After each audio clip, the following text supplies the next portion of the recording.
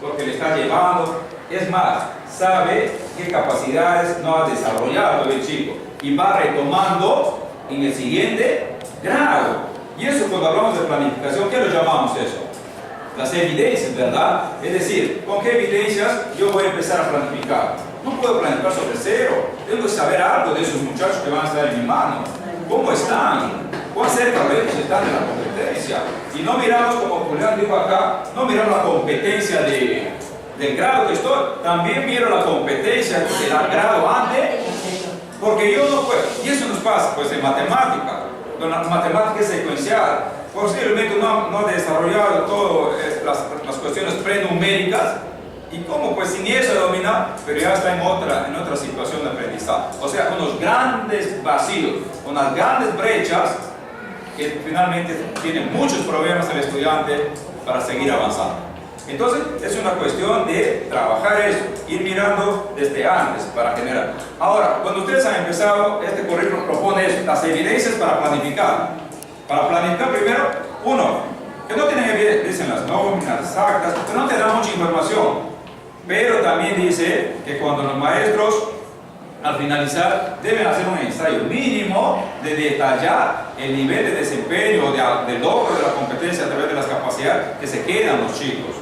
¿Por qué? Porque eso sí es un insumo que le va a ayudar a planificar a la profesora o al profesor en el siguiente año o en el otro grado.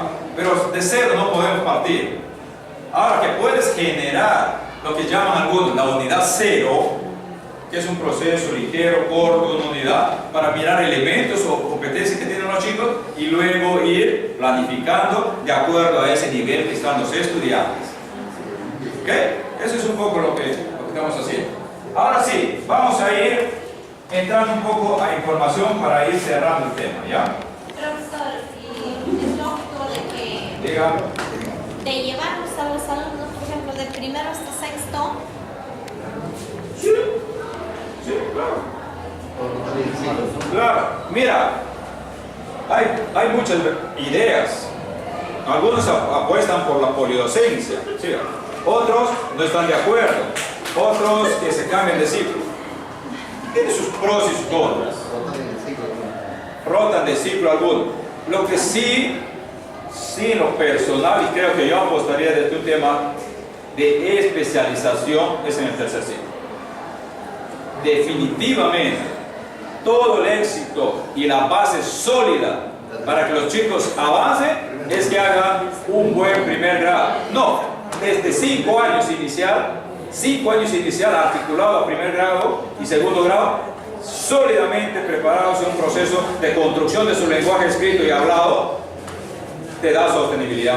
Definitivamente, ahí sí creo en especialización, creo en maestros muy capacitados en el código escrito, que se metan duro para salir de ese enfoque tradicional, de silabeo, que no es malo y que muchos nos hemos aprendido así, pero hay otras formas con más fundamento que hoy te enseñan a enseñar a escribir y a leer, la conciencia fonológica, entre otros, que hoy los chicos en julio ya están escribiendo, ya están leyendo, ya están produciendo textos pequeñitos.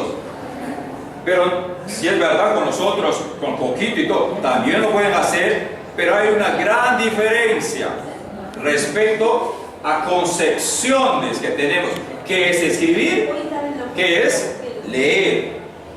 Escribir es comunicar, me tiene que decir algo con su escrito, me tiene que transmitir algo en contextos reales. Leer es comprender. No es solamente oralidad, pasar eso, no es leer. Entonces, antes sí, como lorito, sin sentido, no, entonces, hay un cambio y ese cambio hay que ser capaces de visibilizarlo.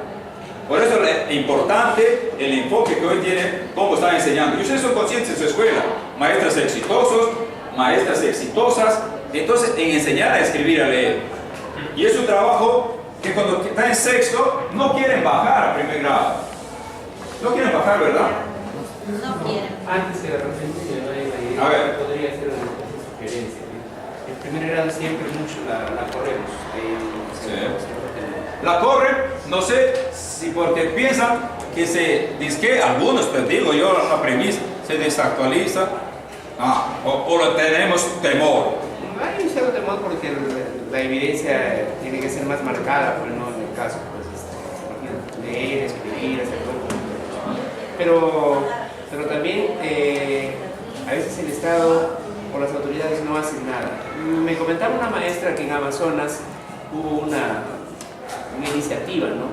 A todo el maestro de primer grado y de segundo, el gobierno regional les daba, por ejemplo, un adicional de 209 soles mensual. Entonces, de lo que la gente no quería, muchos querían primer grado. O sea, precisamente, fíjate, ¿cuánto te motiva, cuánto te incentiva también ese tipo de cosas? ¿Por qué? Porque sabías de que adicionar a tus 5, tus 6 horas, vas a hacer algo más, o sea, vas a poner algo más, vas a hacer ese tipo de cosas, ¿no? Entonces yo digo, qué bonito fuera que de repente también ese mismo, ¿por qué no podrían sugerir en San Martín? Podría mejorar la circunstancia en ese aspecto. O sea, la parte económica, si bien es cierto, no es determinante, pero sí es motivativa para el trabajador. Eso nomás era. Mire, yo coincido con Julián, eso es un tema, pero cuando le hacen en las municipalidades, por ejemplo, o algo, y cuando no es sostenible este problema, No, tiene que ser gobierno regional. tiene que ser una política de gobierno regional o una política nacional. Y bonito, yo pensé en eso, hay tantas cosas que se pueden hacer, pero no se hacen, pues. Yo les capacitarlos altamente especializados, por ejemplo, pero mientras eso pasa, algo tenemos que hacer como institución. Nuestras mejores maestras, y para eso necesitan directores líderes, pues, que tengan ascendencia en sus maestros, que den ejemplo, transparencia, honestidad, trabajo en equipo. Mire, si yo tengo maestros exitosos en mi escuela, ¿qué hago yo? El maestro así nomás no quiere venir porque dice, no estoy capacitado para primer grado.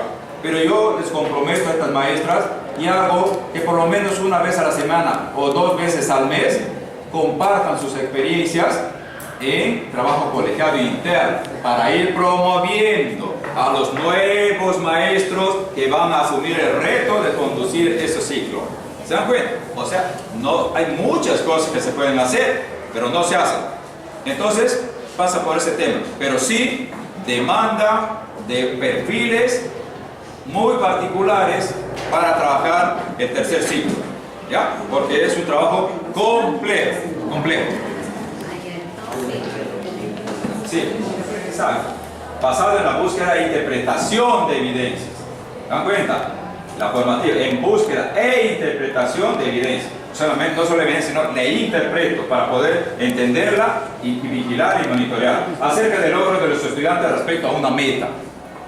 Es decir, no podemos nosotros empezar una sesión sin tener clarito hacia dónde queremos llegar. Pero no, yo maestro, yo quiero llegar ahí. ¿O tú?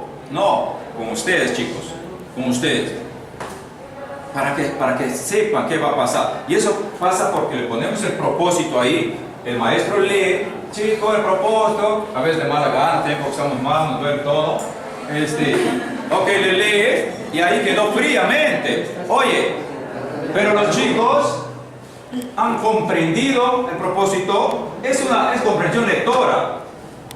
Hay palabritas que el maestro la lleva, piensa, que no entienden su significado. Entonces, igualito que tienen comprensión lectora, tienen que entender el propósito, leer, explicar lo que quiere decir y sobre eso, pinceladas, cómo lo vamos a hacer. Yo, profesor, yo voy a hacer. Ustedes también espero que hagan estas cosas. En esta forma me van a ayudar. Y en el transcurso de la sesión vamos a hacer. Va generándose y motivándose, porque sabe qué es lo que viene. Si le dice, vamos a hacer un baile, vamos a cantar. Y ellos están, profesora, ¿ya vamos a cantar? No hemos cantado. Están a la expectativa. Pero si es frío y el propósito no se ha comprendido, entonces no hay mucha expectativa. Hay que comunicar, hay que compartir, hay que entender el propósito. Lo que es más importante, comprometeros a los alumnos cómo lo vamos a lograr, con su ayuda. Quiero que esto haga conmigo, con usted, y vamos a lograr. Y lo es más, al final hacemos la metacognición mucho. ¿Cómo te has sentido? Sí, mayor ejercicio de desarrollo de su conciencia y de su capacidad de autorregulación y de evaluar sus propios logros. ¿Han comprendido? Sí, dicen todos. Oye, pero me evidencia, eso me dice a mí conscientemente que sí han logrado. Yo esperaría que me den unos cuantos, ¿sí? Pero lo dicen en corto, sí. Pero yo sé que con el monitorear del aula, no todos tienen el mismo desarrollo. Entonces, Es bueno mirar esto. La evaluación se vuelve consecuentemente formativa cuando la evidencia es efectivamente usada para adaptar la enseñanza a las necesidades de los estudiantes, considerando su zona de desarrollo próximo. Esto, miren acá. Dice, se hace efectiva la formativa cuando yo uso, ¿qué dice? La evidencia. ¿Pero para qué? Para ayudarle a seguir avanzando. Dice, considerando su zona de desarrollo próximo. ¿De qué teoría estamos hablando cuando hablamos de zona de desarrollo próximo? Vygotsky. ¿Cuáles son esos espacios que habla Vygotsky aquí? Su zona de desarrollo real, próximo y potencial.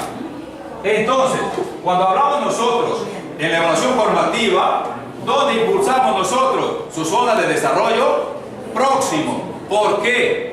Su zona real es así como está.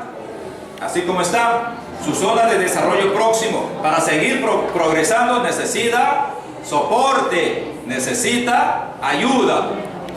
¿Con qué mirada? De llegar a su zona de desarrollo potencial. ¿Y cuál sería la zona de desarrollo potencial en una sesión? El propósito. ¿Ok? A ver. Mire, 3 preguntas.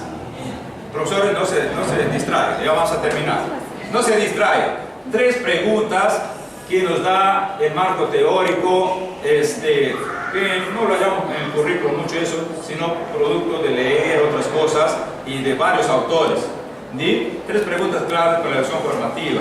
Obviamente puede haber otra, pero las que estamos ahorita planteando son estas. Dice, cuando la evaluación formativa se implementa de manera efectiva, los docentes están asegurando que la necesidad de aprendizaje de los estudiantes sea continuamente satisfecha, dice, manteniéndolos en su zona de aprendizaje. Esto quiero que lo entiendan. Dice, miren, dice, los docentes están asegurando que las necesidades de aprendizaje de los estudiantes sean continuamente satisfechas, manteniéndolos en su zona de aprendizaje. Eso lo vamos a ir mirando más adelante. Zona, quédense ese grabado, zona de aprendizaje. ¿Qué es zona de aprendizaje? O cuando decimos que el chico está en su zona de aprendizaje. Lo vamos a ir mirando un poquito en la siguiente para explicarlo, ¿sí? Ahí está, miren. Hagan lectura en segundos, por favor.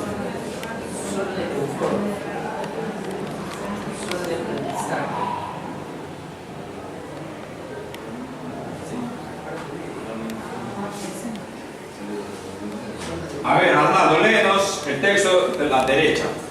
La evaluación formativa mantiene a los estudiantes en zona de aprendizaje. Entonces, cuando nosotros hablamos o trabajamos en la evaluación formativa, ¿qué estamos haciendo? ¿O en qué zona le mantenemos a los chicos? En su zona de aprendizaje. Es decir, durante el proceso de aprendizaje. Esa es la zona de aprendizaje. El momento que está haciendo, que está trabajando, no cuando ha terminado, no cuando es demasiado tarde, en el momento oportuno. Pero sin embargo, el chico también tiene zonas de pánico. ¿Cuándo hablaríamos de una zona de pánico de los estudiantes? Que están en una zona de pánico. Cuando están de miedo, se estresan. ¿Qué más? Es algo desconocido. Desconocido. Entonces están en zona de pánico, de temor. Y nos pasa a nosotros, acaso cuando estamos, por ejemplo, nos evalúan, nos preguntan, ahorita me va a preguntar a mí, ahorita me va a preguntar y no sé qué voy a contestar. Está en zona de pánico, de temor. Y la evaluación desgraciadamente genera pánico. ¿Acaso cuando nos vamos a dar examen de ascenso no nos estresa? Sí. ¿No sabemos qué vamos a leer? Entonces entramos en una zona de pánico. Pero ¿qué tenemos que hacer? Que los chicos aprendan a mirar a la evaluación como algo inherente a nuestras vidas. Que todo lo que hagamos tiene que ser evaluado. Si yo, hasta en el ámbito familiar, oye, me está pasando esto, ¿y por qué te pasa? Tenemos que mirar, ¿por qué? Para ir mejorando. Hoy vivo peleando con mi esposa, ¿por qué? Porque tú piensas que eres soltero. Ahí tienes conducta de soltero. Tengo que asumir y ser maduro y decir, ya tengo una familia. Evaluación en todo nivel. Entonces, cuando los chicos aprendan a enseñar que la evaluación es un espacio y una oportunidad para saber cómo estamos y cómo mejoramos, va a ver que lo van a tomar como algo natural, inherente al ser humano. Todos evaluamos, pero pasa que de pronto nos pasan cosas, seguimos, no me sale esto. Oye, pero ¿cómo vas a cambiar si sigues haciendo lo mismo? No pidamos cambios haciendo lo mismo. Entonces algo tienes que tú cambiar para que, ya, hoy sí me da resultado. Pero si sigo machacando en eso mismo, pues no. Entonces cambiamos para esperar cambio. Entonces, zona de pánico, lo tenemos. Zona de confort, ¿qué sería la zona de confort? Los chicos en el aula se sienten seguros, o les llega altamente también, se aprenden bien, si no meten interés, o con lo que pueden haber logrado un poquito, ya se quedaron de ahí de manera conformista. Entonces, están ahí, les llega, como se dice, y pasa. Entonces lo que nosotros tenemos que apostar, si apostamos por la evaluación formativa, es tenerlos acá, en su zona de aprendizaje. ¿Y cuándo le vamos a tener acá? Cuando nosotros gestionamos el aprendizaje.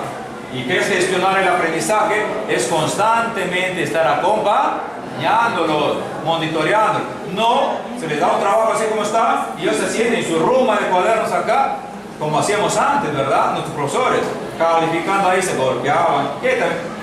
Ese pasó la historia. Ustedes permanentemente están yendo al grupo para ver cómo va su avance, para decirlo ni bien ni mal, sino es enderezar el camino. ¿Se están saliendo? Métanse a la ruta. Sí. Algunos, por ejemplo, ya han hecho, todos los chicos dejan su cuadernillo y le dejan ahí para que luego el profesor vea un tiempo y lo revise.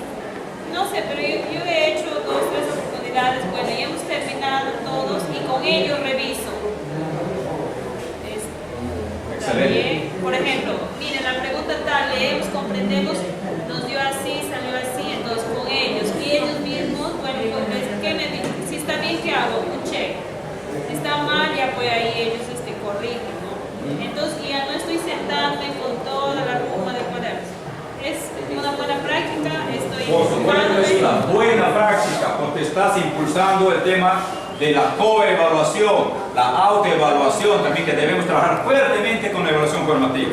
La autorregulación, es decir, que el chico tiene que aprender a entender que la evaluación es importante y que es justa y objetiva. Es decir, yo fui a monitorear a un profesor, le encontré haciendo trabalenguas, adivinanzas. Hizo todo su proceso, y como nos hubiese enseñado una educación más conductista, como nos enseñaron nosotros. Oye, lenguaje, saquen su cuaderno, título, las adivinanzas. Las adivinanzas. La adivinanza, todo una vez. Y nos daban 5 adivinanzas. Y tarea, traer 5 adivinanzas, busquen un libro y cópienlo. Terrible, ¿verdad? Así nos iba a la escuela antigua. Pero hoy no, ustedes tienen otras formas de enseñar, bajo procesos pedagógicos, procesos didácticos. ¿Cómo hacer? ¿Qué tipo de texto lo adivinan? Y al final, si yo quiero tener evidencia y bajo el enfoque de competencia, ¿qué tengo que lograr? Si tengo 20 alumnos, tendremos que tener 20 adivinanzas producidas por los estudiantes. Eso es bien. Al final, su papelote ya han exhibido en su museo las adivinanzas creadas por los estudiantes. Pero ahora, ¿cómo lo ha evaluado el profesor? Si cumple con los requisitos o los elementos que debe tener la adivinanza, por ejemplo. Eso está establecido, lo manejan en la teoría ustedes. Intercambio, ustedes dos. Entonces, pásenla ahí. Hoy van a revisar si está bien. Pero no es una evaluación subjetiva. ¿Por qué? Porque los chicos somos malcriados y nos pasa entre adultos de madurando para que esté mal del compañero. Claro, entre nosotros también, cuando nos hacen ensayos en algunos cursos, también nos entramos al juego. Entonces pierde seriedad la evaluación. Pero no. Ahí el profesor ha puesto un papelote con el protocolo y los elementos a tener en cuenta para hacer esta evaluación. Y empezamos. Entre pares se evalúa. ¿Ves? Entonces los chicos también pueden evaluar, pero también con lo que usted dice, y para todos, el chico es consciente de su propio monitoreo, su propio ritmo de aprendizaje. Dice, profesor, pero monitoreo no lo entiende. ¿Por qué no lo entiende? Tú dices que no lo entiende, pero los chicos lo entienden perfectamente. ¿Qué es monitorear? Les explicas con tu término tan sencillo. Oye, monitorea, ¿qué te está pasando? Y nosotros nos monitoreamos a ver, oye, estoy leyendo menos, o estoy leyendo, pero no comprendo. Eso es monitorear. Reflexionar cómo están aprendiendo. No es fácil, pero si generamos eso, nos va a ayudar mucho a nosotros mismos, a nosotros como profesores. Y miren, si nosotros hacemos, potenciamos el tema de evaluación formativa in situ en el momento, van a ver que van a tener mejores resultados cuando llegue el momento de hacer pruebas con instrumentos, es decir, para efectos más sumativos o con calificativos. Van a notar la diferencia, ¿ya? Nada, por el impacto de... Ahí está la primera pregunta. Miren, para el tema de evaluación formativa, ¿hacia dónde vamos? ¿Qué les induce la pregunta? ¿Hacia dónde vamos? Es decir, que maestro y alumnos tienen que tener claro su objetivo, su meta, su propósito, hacia dónde quieren ir. Ahí hay más teoría, pero en resumen, esa es esa pregunta que debemos hacer. La siguiente, ¿dónde estamos? ¿Dónde estamos? ¿Qué tiene? ¿Qué previos tiene? Empezamos a mirar las evidencias que tienen los chicos. Y seguimos con la tercera. ¿Cómo seguimos avanzando? Ya así está. He visto, así están los chicos. Pero ahora nos ponemos a mirar cómo vamos progresando. No nos quedamos estáticos ahí. Empezamos el trabajo. Pero ¿qué dice? En esta instancia se definen las acciones necesarias para que los estudiantes logren la meta. El docente realiza dos acciones. Primero, retroalimenta a los estudiantes para que puedan avanzar en su aprendizaje en base a la evidencia recolectada. Así estamos. Ya sé, esa es la evidencia que tengo del aula. Empiezo la retroalimentación en base a la evidencia recolectada. Es importante que actúe en función de esta evidencia inmediatamente o tan pronto como sea posible.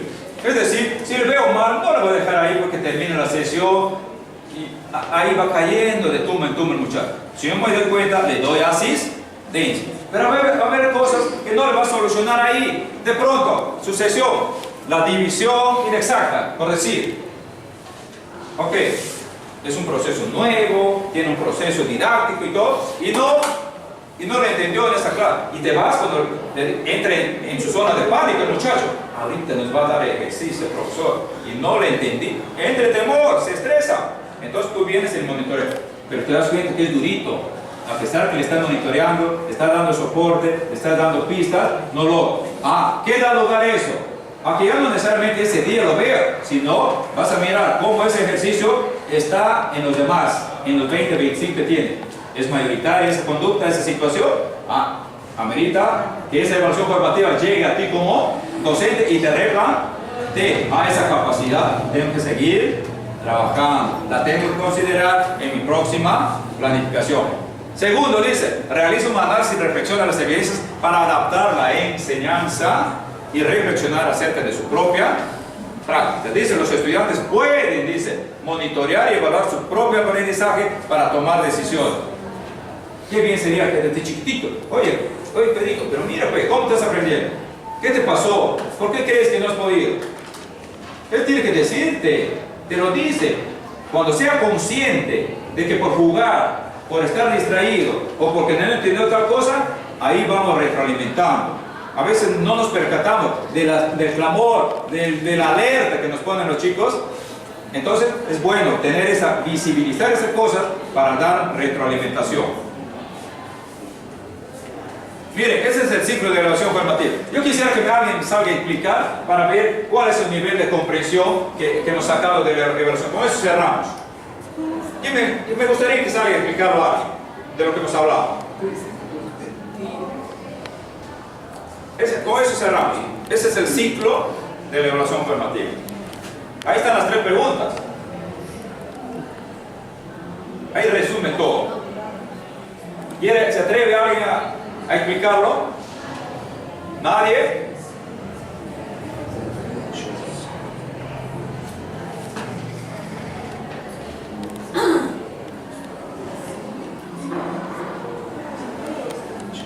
Ya, vamos a hacer. Miren, aquí está la primera pregunta. ¿Hacia dónde? ¿Qué hemos dicho que es? Es la meta, el objetivo. ¿Y qué dice acá? Compartir metas de aprendizaje, clarificar criterios de logro, es decir, cómo lo vamos a lograr. Luego, bajamos a la siguiente pregunta. ¿Dónde estamos? ¿Qué hemos dicho en dónde estamos? Son las evidencias que muestra. Recolectar evidencia, ahí está la lupita. Vamos mirando evidencias. Interpretamos esas evidencias, es decir, yo sé cuál evidencia debe ser. Pero esta evidencia no es la que yo quiero. Le falta un poquito, le falta mucho. Está cerquita a lograr la evidencia. Estamos interpretando. Identifica la brecha de aprendizaje. En esta pregunta, donde estamos, es que producto de recorrer ha visto la evidencia. Y hay una brecha, dice, están lejos, están cerca. En esta brecha entre lo que quieren lograr, entonces venimos con la pregunta, ¿cómo seguimos avanzando? Entonces aquí entra la retroalimentación. ¿Para qué? Para ajustar estas brechas y finalmente cerrar. Este proceso cíclico lo vamos a denominar la retroalimentación. Ya, entonces maestros, ese es el proceso. Miren, ¿ustedes lo hacen o no lo hacen? ¿Lo hacen? Sí, lo hacen. Sino que no utilizamos. Sino que falta ajustar algunos elementos. Por ejemplo, cuando hablamos de evaluación formativa, tenemos que potenciar la coevaluación, que se evalúe entre lo que usted está haciendo. Cuando hacemos que la coevaluación y la autoevaluación, que se autorregulen su aprendizaje, es decir, que controlen su aprendizaje, que estén mirando cómo aprenden. Esos elementos, en verdad, a nosotros nos van a ayudar muchísimo a que los chicos realmente tomen conciencia de su aprendizaje. Muy bien, profesores, aquí concluimos. Ojalá que esta cosita que hemos podido compartir